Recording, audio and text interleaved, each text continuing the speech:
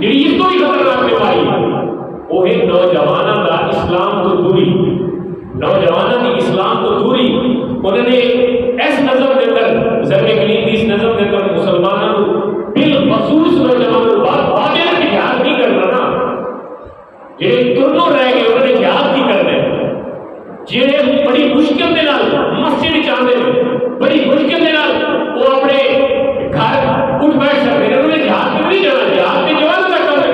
کہ علامہ اقبال رحمۃ اللہ نے فرمایا عقابی روح جب بیدار ہوتی ہے جوانوں میں، عقابی روح بیدار، عقابی روح جب بیدار ہوتی ہے جوانوں میں، نظر آتی ہے ان کو اپنی منزل آسمانوں میں۔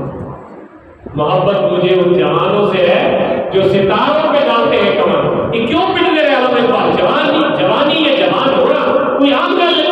میں اس واسطے ہوتے رہے محبت مجھے ان جوانوں سے ہے جو ستاروں پہ ڈالتے ہیں کمر۔ یعنی وہ کہتے ہیں کہ مجھے ان جوانوں سے محبت ہے جو چند زمین پہ رہے ہوتے ہیں، لیکن ان کی نظر یہ ہوتی ہے کہ وہ آسمان کی سیر کریں گے، وہ چاند کو بھی فتح کریں گے، وہ جناب مریخ کو بھی فتح کریں گے، وہ آسمانی سیاروں کے اوپر نظر رکھنا چاہتے ہیں۔ کہتے ہیں کہ مجھے ان محبت ان جوانوں سے ہے جو اپنے عزم ارادے اتنے بلند رکھتے ہیں۔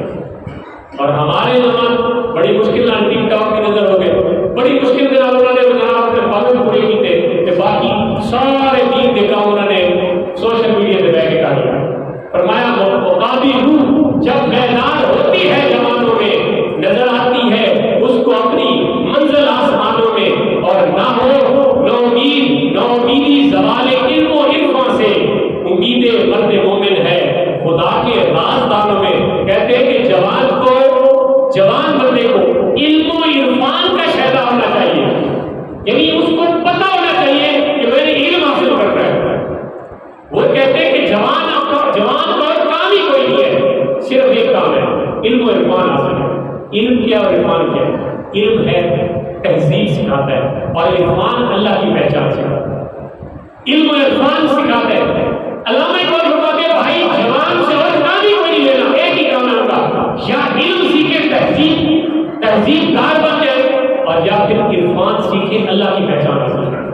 کتنے جوان ہیں ہمارے جو اللہ کی پہچان کی اس میں جستجو رکھتے ہیں، کتنے جوان ہیں ہمارے جو اللہ کی طرف جو رستے جاتے ہیں ان کے اوپر چلتا جاتے ہیں، اور پھر رو رو کے کہتے ہیں کہ نہیں تیرا نشان کسر سلطانی کی گنبد پر تو شاہی ہے بسیرا کر پہاڑوں کی چٹانوں میں۔ وہ کہتے ہیں تو تیرا کیا کام ہے کہ تو ایرانی اور ایرانی تعلیم کے اوپر بیٹھ کے نمازیں پڑھنا سیکھے؟